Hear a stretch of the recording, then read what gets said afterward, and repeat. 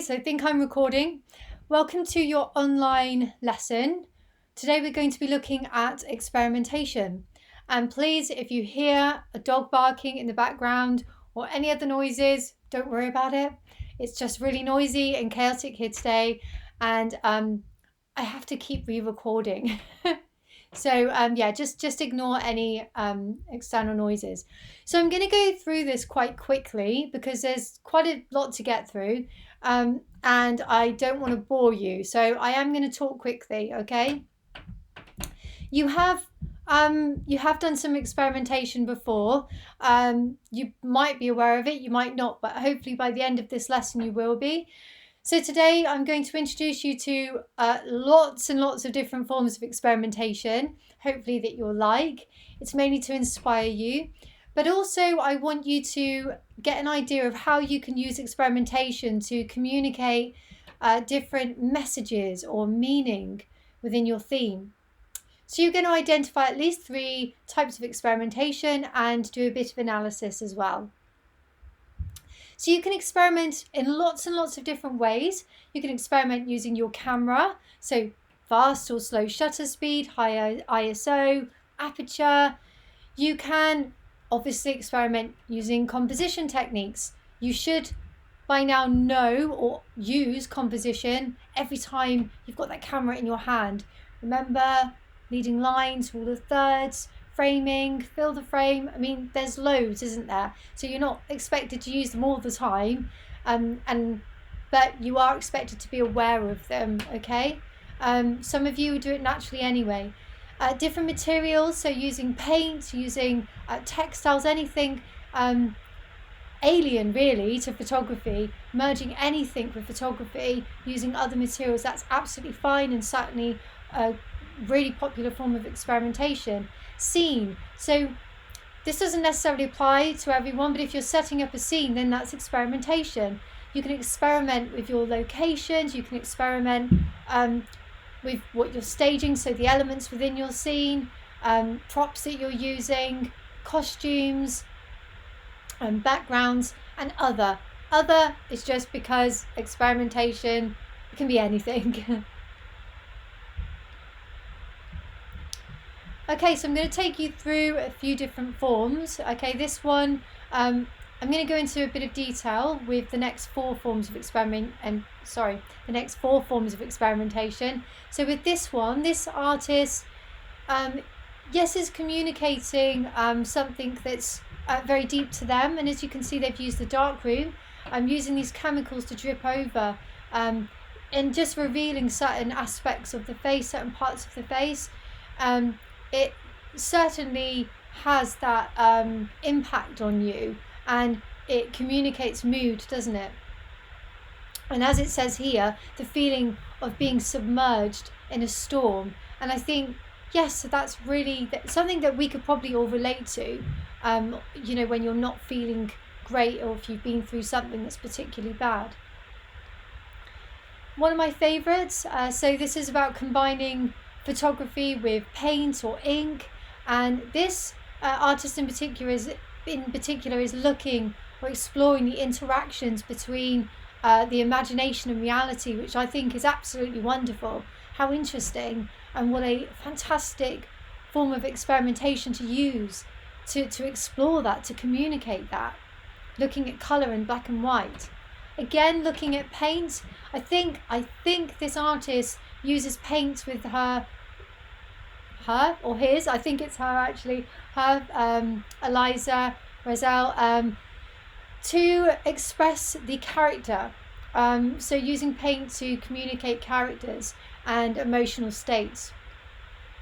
This is to show a sense of confinement. So the photographer has used this viewpoint, this angle, which if they'd taken the photograph any other way, they may not have kind of communicated that. Whereas here, using this viewpoint shows everything within that person's world, how small it is, that box.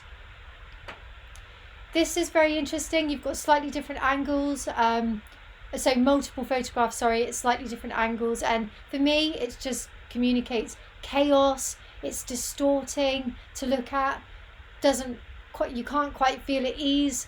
Well, I can't anyway. That's how it makes me feel. And actually here it says it suggests echo memories, vibrations of life, the ebb and flow of time. Again, what a wonderful form of experimentation to use for that. And doesn't necessarily have to be relating to city life. I know city life is chaotic, but this could be for portraiture, any genre of photography. So now I'm going to take you through, and this is where I am going to be very quick because there's loads. I'm going to take you through loads of different forms of experimentation. I might stop now and again to talk about them, but I'm going to be as quick as I can with it, okay? So this is using the liquefy tool in Photoshop, distorting, twirling and pinching the images.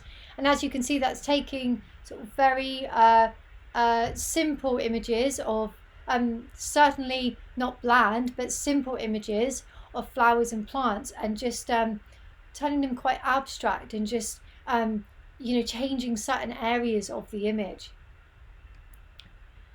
So this form of experimentation, not necessarily just as photography, is very, very popular. Tearing the image, so dismantling the image and then putting it back together. And you can do this by tearing, cutting, ripping, whatever. And sometimes leaving spaces, leaving some of the images empty. Some students even sketch in what was there before, which is very interesting. But this can again communicate lots of different things. This can communicate, if they here on this image here, the person that's in the car, the driver, is missing. So what's that suggesting? Well, it's quite sort of ambiguous, isn't it? But it's open to interpretation. So again, very interesting. Here, looking again at sort of fashion photography, abstract portraiture.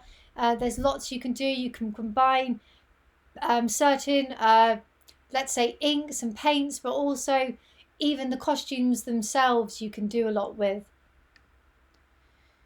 This is using pinhole photography, not pinhole photography that you know of in darkroom photography. This is different. So using pins, just pinning your photograph in certain places, and then using a light box or holding that image up to the light to obviously see that really stand out, and using text with that as well.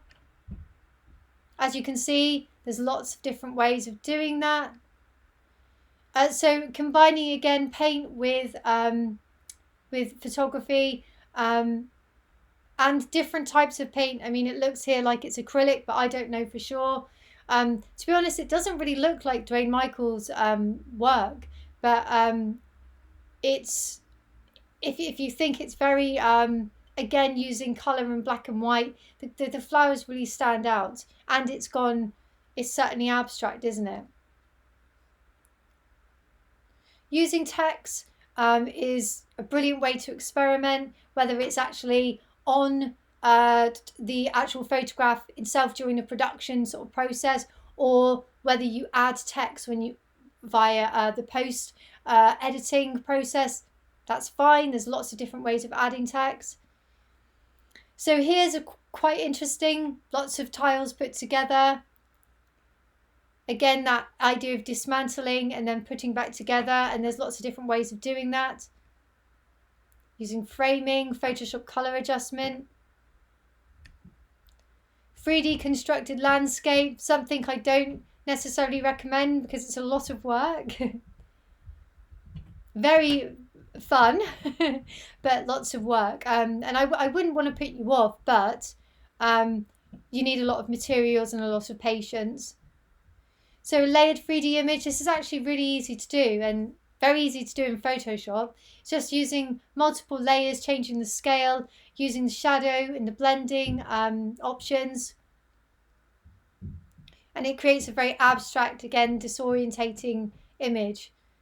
This is quite interesting, again, looking at something that's more an installation, something that's coming away from photography almost. Again, another layered 3D image, and you can see here the composition is just masterful really on how they've structured that.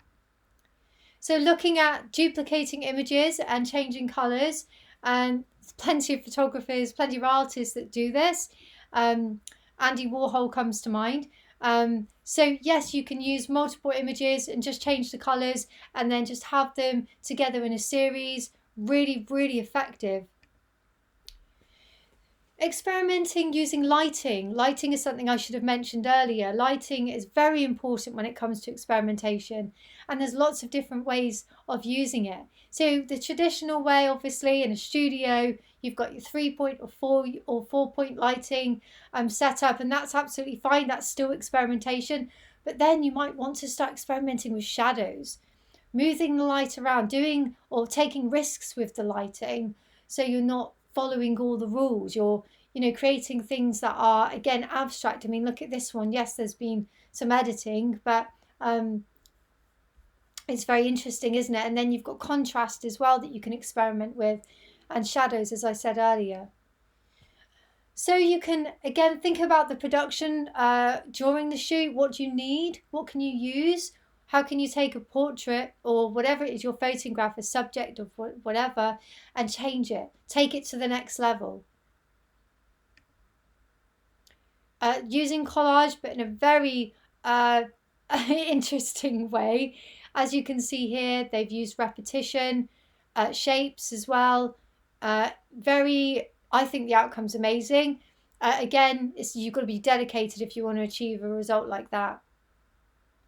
But it's good as a starting point, isn't it? So using close-up photography and projection photography, you can use some of the projectors at college if you want to. That's loads. I've had so many students that have done that. It's a really popular one. You can paint directly using face paint, obviously, onto the face if you want to. There's lots and lots that you can actually get just from this image.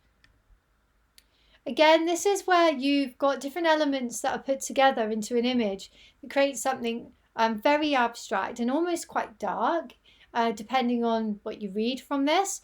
But don't ever be scared to try things out, because if you think about it, this artist, they didn't just put this together. There would have been lots of kind of probably planning. It would have taken quite a while to put this together as it is. Again, same with this. Yeah, you've got so much going on just in one image. I'm not sure if this is a photogram actually, but yeah, so there's so much that you can do just by filling the frame and just cramming things into an image. Just attention to detail is key. Yeah, make sure you're very aware of what it is you're using. So this is quite interesting. Word search over the subject. This is where you can communicate something in a very obvious way using words. Again, looking at using props either during the shoot or after the shoot, during the editing process. Using framing, drawing over your images using words, mixed media pieces. Again, this is Barbara Kruger. She's one of my faves. Using text is very important, but look at the subjects. Look at what she's photographing and how. And look at the text. What does it mean?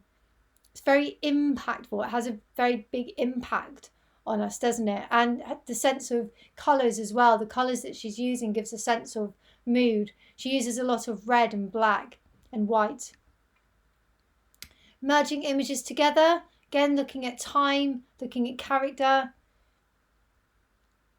Looking at not necessarily nude photography. You certainly wouldn't be able to do that at this level. But you can certainly look at photographers that are using this type of photography in that way. I mean, this is extremely abstract, isn't it? Merging bodies or body parts together to create one image. Again, looking at combining faces. Again, looking at torn, burnt and scratched images and ripping images apart and putting them back together in strange and warped ways. Yes, you can burn images, obviously being careful and supervise. You can scratch images. Scratching images is a great effect. In fact, there's more examples shortly. Like this. photographing dolls are generally just scary, as we've looked at in spooky photography, but you can further enhance that, again scratching the images and tearing them, and you can do that by printing the image out and doing it that way, or using Photoshop. Using textiles, so here using thread, needle and thread, I mean that's very involved, isn't it? You'd have to spend a lot of time on this, but the outcomes of them just absolutely fantastic. Framing, using paint, using dolls again, whether that's after or whether that's digitally or printing out and painting. Again, tearing, again, putting images back together and leaving elements out. Same here. Here, printing the images and cutting them out in such a way so you can frame them like so.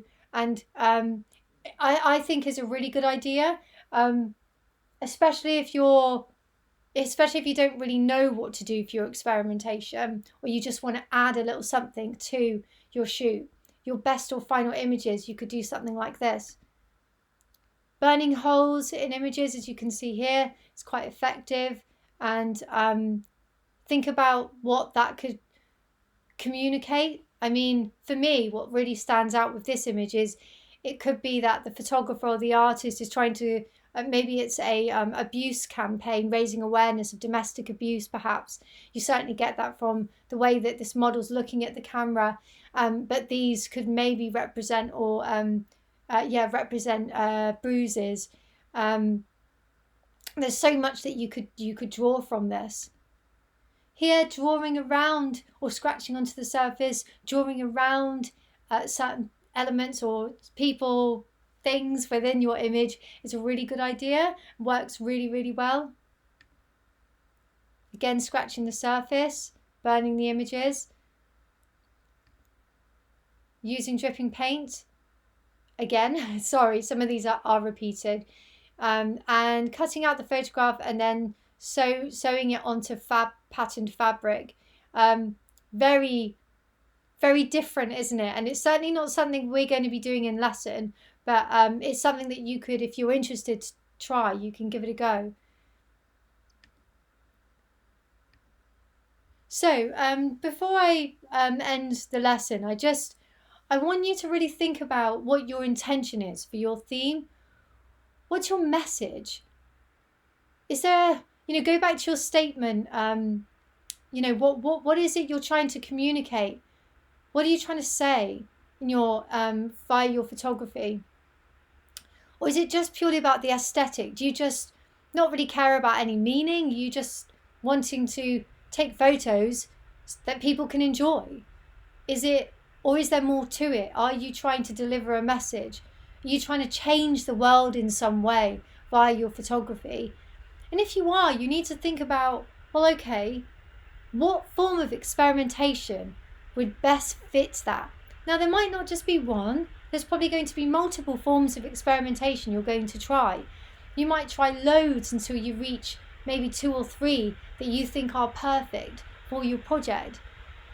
That's the whole point of this project, is that you try lots of things out. So have a think about it. Has any form of experimentation caught your eye today? Has it got you thinking about your own theme and your intention? Or do you just like the look of it and want to try it out? What I want you to do today, I want you to choose at least one image of the experimentation you wish to use, and I want you to analyse it. So you've looked at loads of different examples today, so I want you to choose at least one form of experimentation. I want you to analyse it and think about why you've chosen it. I want you to explain why it will be effective for you to use for your theme. Why is it going to be good for you to communicate a message? Or if you haven't really got much meaning or a deeper meaning for your project, think about why you like that experimentation and why you think it will, to put it simply, why will it look good?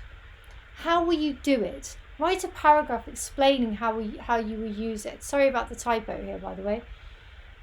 So if you do manage to do that, make sure on your Weebly site you have the image that you've chosen. So this PowerPoint is going to be available for you on Weebly, so you can download it. Then you can copy the image that you like, and then you can analyze it, okay? And you're going to explain why you've chosen it. All right.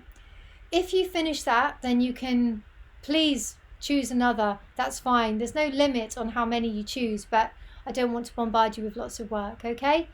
I hope you understand experimentation now, and you have a few ideas on how you want to use it in your project for your theme. Buzz and I are on Teams if you need us, so please give us a shout. Any questions? That's fine.